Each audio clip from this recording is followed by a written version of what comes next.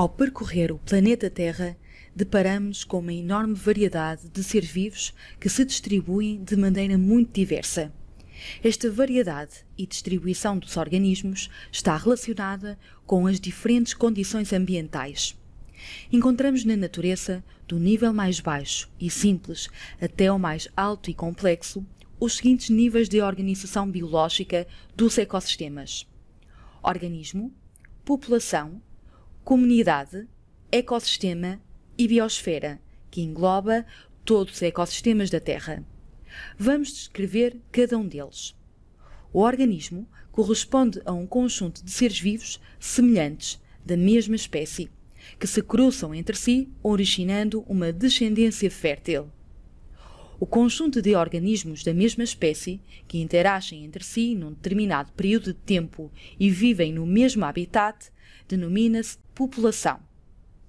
O habitat é o local onde estes organismos vivem e que possui determinadas características que permitem a sobrevivência dos organismos dessa população. No caso da imagem, a savana é o habitat da população de girafas.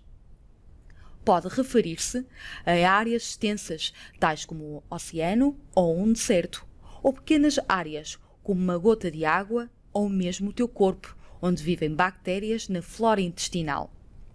Aumentando a complexidade, a comunidade corresponde ao conjunto de populações que vivem numa área geográfica e que estabelecem relações entre si. Uma vez que o mesmo habitat pode ser partilhado por diversas populações, dá-se o nome de biótopo à área geográfica onde vive uma comunidade. Vamos exemplificar. Pensa num lago. Este pode ser o habitat de uma população de rãs, bem como o biótopo em que vivem outras populações de insetos ou nenúfares. O ecossistema corresponde ao conjunto da comunidade que habitam um determinado local e o meio físico-químico envolvente. Na realidade, o ecossistema pode ser dividido em dois fatores: bióticos, bio de vida, e abióticos, fatores não vivos do meio físico.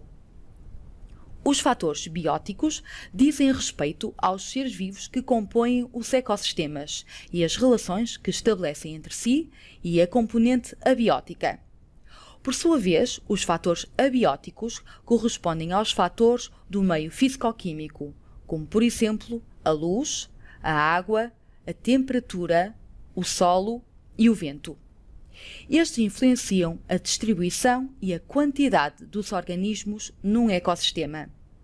Resumindo, os ecossistemas possuem uma organização complexa e são sistemas dinâmicos, formados pelos fatores abióticos e pelos fatores bióticos, onde os seres vivos estabelecem relações entre si e o meio ambiente. Lembras-te do exemplo do lago? Se considerarmos o lago na sua totalidade, isto é, com os seus fatores abióticos, como o lago, e fatores bióticos, como as rãs, nenúfares e os insetos, já estamos a falar de um ecossistema.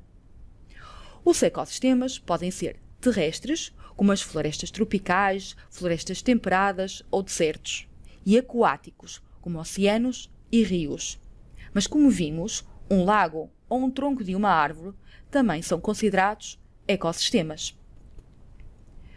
Em todos os ecossistemas é necessário ter em atenção três aspectos fundamentais: a sua estrutura, o seu funcionamento e o seu equilíbrio. A estrutura e o funcionamento dos ecossistemas dependem do equilíbrio dos fatores abióticos e bióticos. É fundamental manter o equilíbrio natural do ecossistema. No entanto, causas naturais ou a intervenção humana poderá alterá-lo.